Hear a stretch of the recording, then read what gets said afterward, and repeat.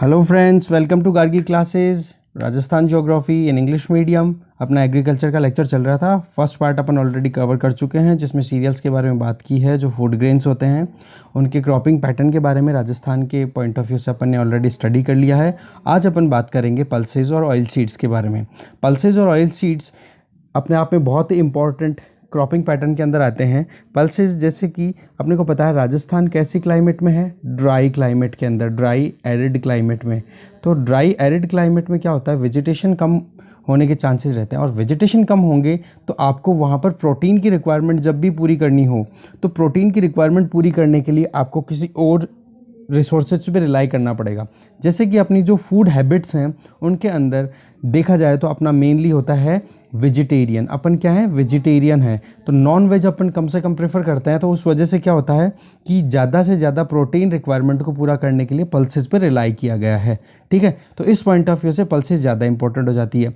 ऐसे ही oil seeds भी अपने आप में इंपॉर्टेंट हो जाते हैं, क्योंकि जैसे ही अपन दिन की शुरुआत करते हैं, चाहे नाश्ते से लेकर के आप रात तक कुछ भी खाओ, अपन मैक्सिमम प्रेफर अपन क्या करते हैं, ऑयल बेस्ड प्रोडक्ट्स को अपन कंज्यूम करते हैं। चाहे वो सब्जी फ्राई करने के अंदर यूज़ करो, चाहे आप पराठे बनाओ, कुछ भी बनाओ, मतलब ऑयल की रिक्वायरमेंट आपकी पूरी होनी ही ज़रूरी है। ठीक है, और दूसरा, ऑयल जो है एक प्रिजर्वेटर भी होता है। प्रिजर्वेटर कैसे, जैसे अचार है, अपने क्या होता है वही वापस से रिवाइज करें। क्लाइमेटिक कंडीशन कैसी है अपनी, ड्राई एरिड, कम रेनफॉल हो गया, ज़्यादा टेम्परेचर हो गया, तो उस कंडीशन में अपने को खाना इस तरीके से चाहिए होता है कि जो लंबे समय तक टिक सके और जो ख़राब ना हो। ठीक है, क्योंकि अपने बरसात की सीज़न जब आती है, रेनफॉल जब होता है, मॉनसून सीज़न, उसके अलावा मैक्सिमम ईयर का पार्ट जो जाता है, साल का पूरा साल किस तरीके से जाता है, कम से कम रेनफॉल की कंडीशन में। तो अपने को जो ग्रीन वेजिटेबल्स हैं वो अवेलेबल नहीं हो पाती।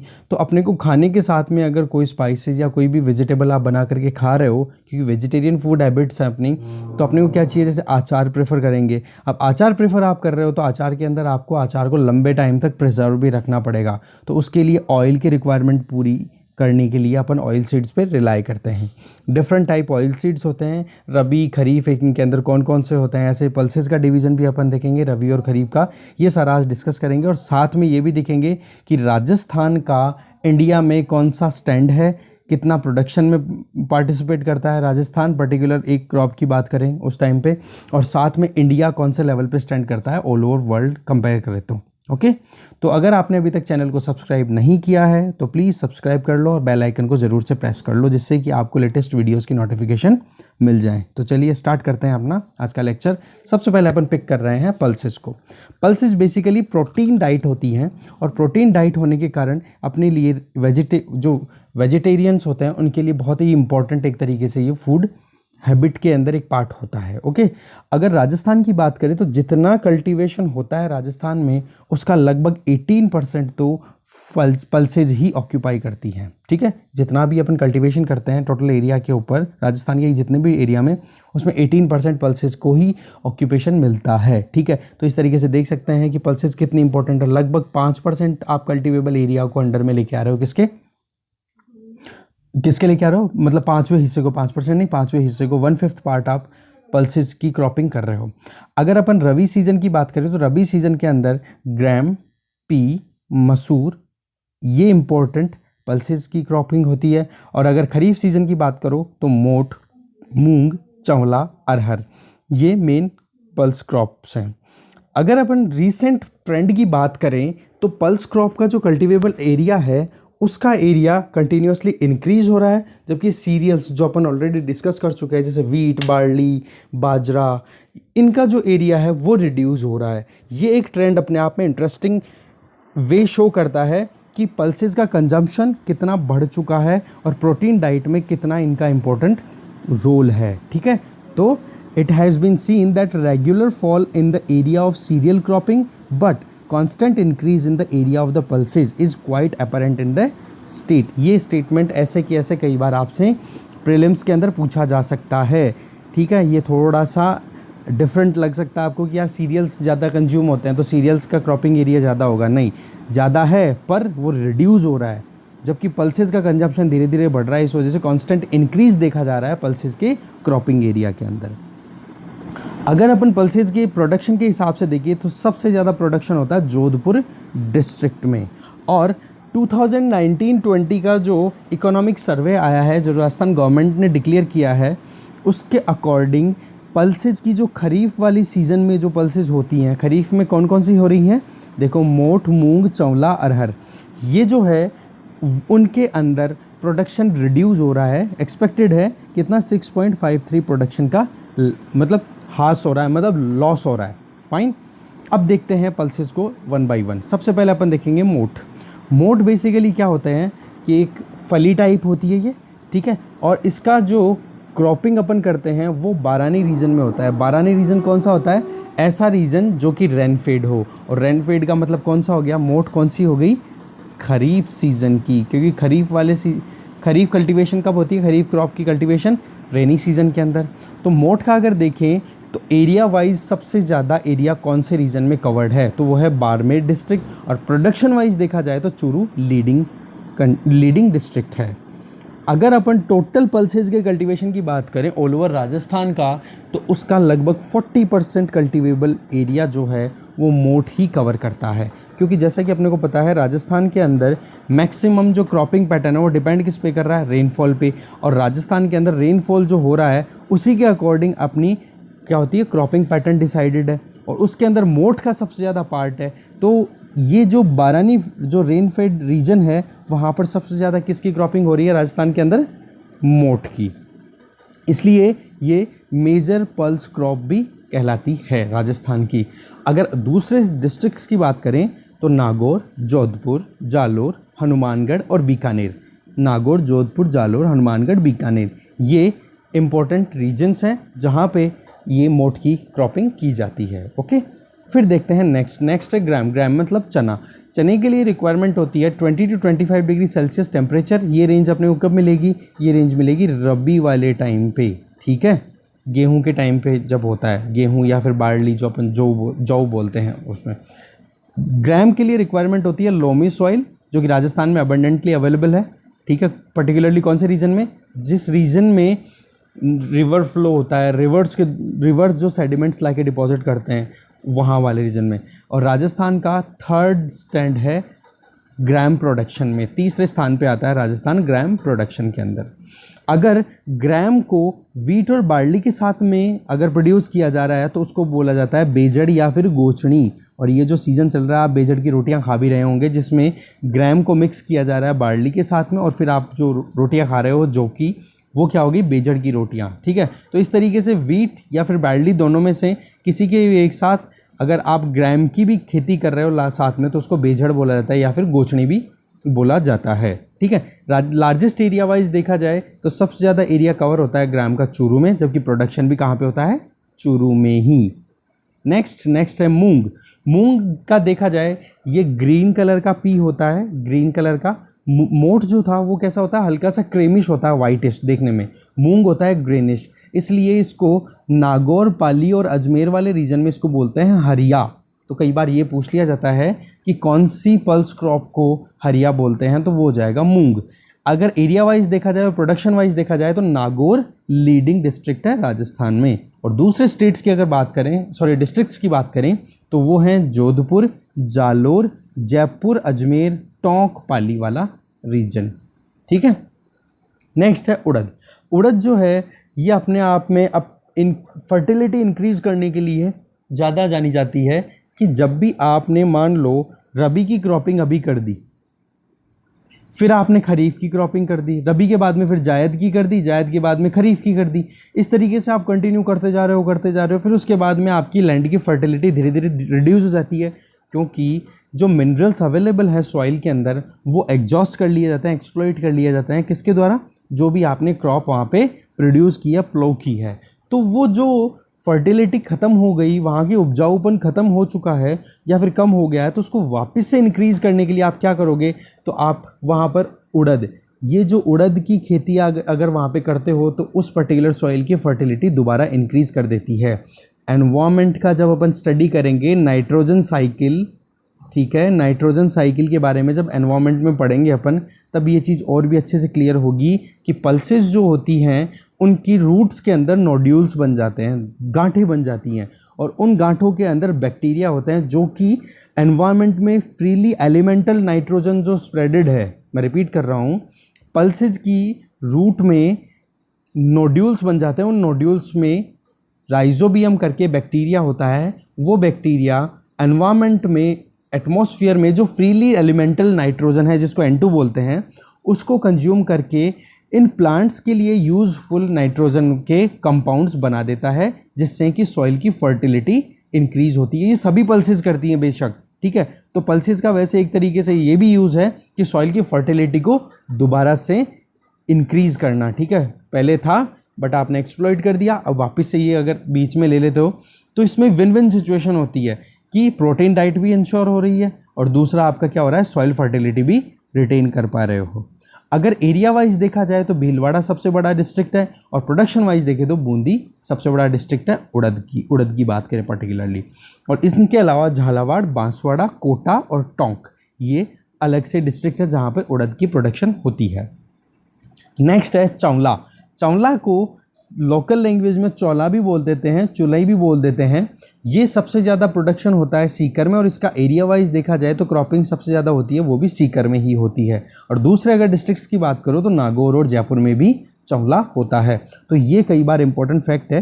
देखो स्पेसिफिकली कहीं पर कम डिटेल आ रही है तो उनको आप थोड़ा ध्यान से देख लो, क्योंकि ये वो पर्टिकुलर रीजन से ही अगर बिलोंग कर रही है तो अपने को बताना है उसका आंसर, राइट। कई बार पूछ लिया जाता है एग्जाम के अंदर, छोटे एग्जाम के में भी पूछा जा सकता है और RAS प्रीलिम्स में भी पूछा जा सकता है, कोई बड़ी चीज़ नहीं है। और कई बार ये भी पूछ लेते हैं कि पल्सेस का पैटर्न क्या है राजस्थान में प्रोडक्शन का, उसकी डिटेल बताओ, तो 10 नंबर का क्वेश्चन हो जाए। एक 2 या 3 का पर्टिकुलरली पूछ ले तो आप 5 नंबर का हो जाए, एक का पूछ ले तो 2 नंबर में पूछा जा सकता है। ओके, फिर नेक्स्ट है अरहर।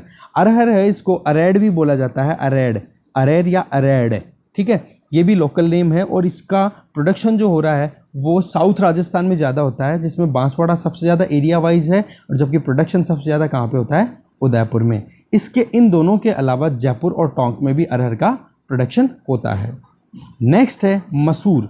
मसूर का अगर प्रोडक्शन देखा जाए तो सबसे ज़्यादा होता है बूंदी में और एरिया वाइज देखा जाए तो झालावाड़ सबसे ज़्यादा एरिया कवर करता है। और अदर डिस्ट्रिक्ट्स की अगर बात करो तो भीलवाड़ा, चित्तौड़गढ़, भरतपुर और प्रतापगढ़, ये वाला रीजन। अभी आप ये देखो चित्तौड़गढ़, भीलवाड़ा और ये, तो मसूर का रीजन आप देखोगे मेवाड़ वाला रीजन मेनली आ रहा है, समझ रहे हो। तो मेवाड़ वाले रीजन में आ रहा है और थोड़ा बहुत ये देखो झालावाड़ और बूंदी हाड़ौती वाला रीजन भी थोड़ा बहुत आ रहा है। ओके, इस तरीके से अगर फाइनल टोटल कंक्लूड करें अपन पल्सेस को, तो पल्सेस के अंडर में जो क्रॉपिंग एरिया है वो सबसे ज़्यादा कौन से डिस्ट्रिक्ट में स्प्रेडेड है, वो है चूरू।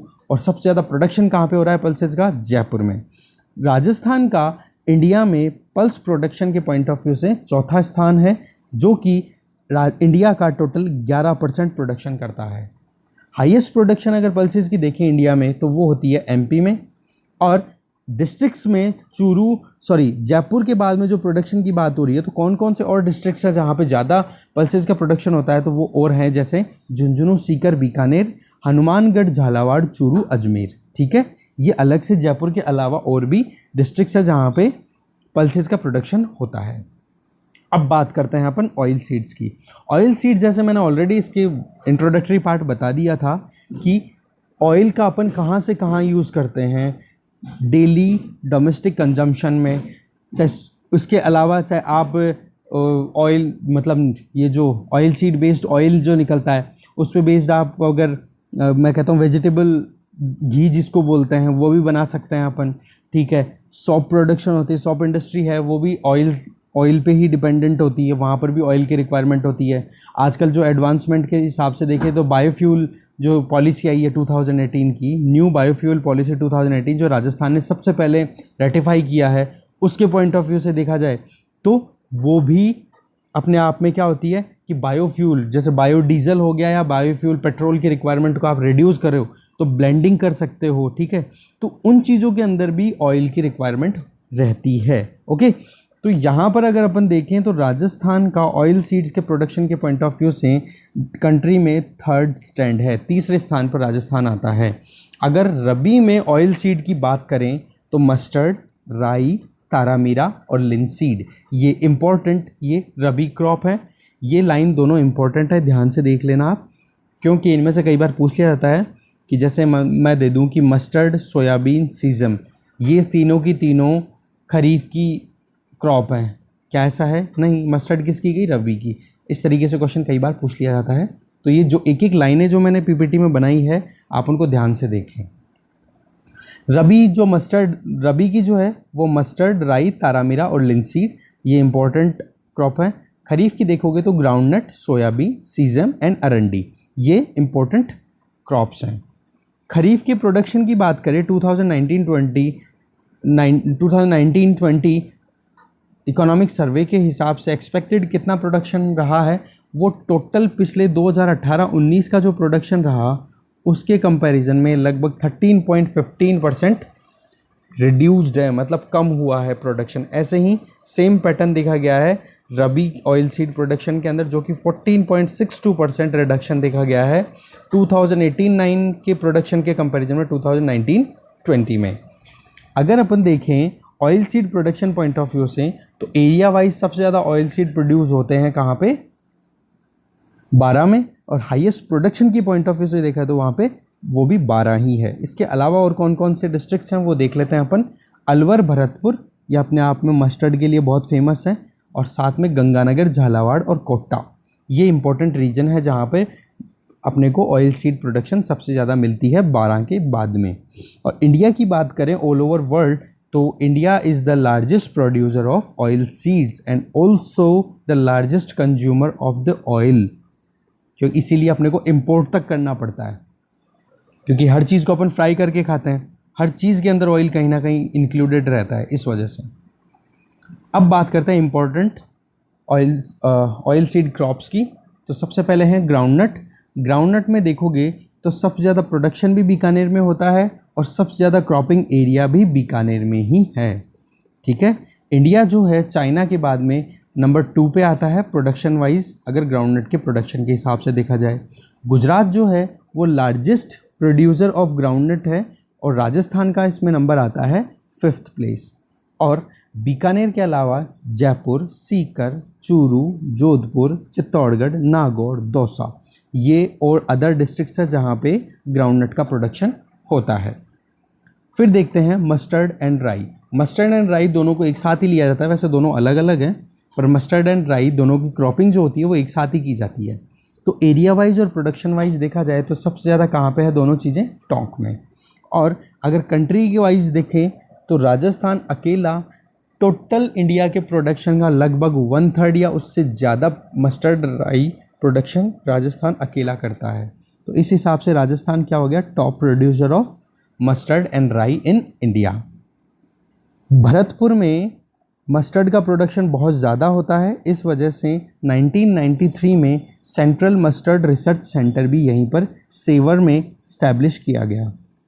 1993 में सेंट्रल मस्टर्ड रिसर्च सेंटर कहाँ पे इस्टेब्लिश किया गया? सेवर में। रीज़न बीइंग क्योंकि यहाँ पर मस्टर्ड का प्रोडक्शन सबसे ज़्यादा होता है, कहाँ पे? राजस्थान में पर्टिकुलरली।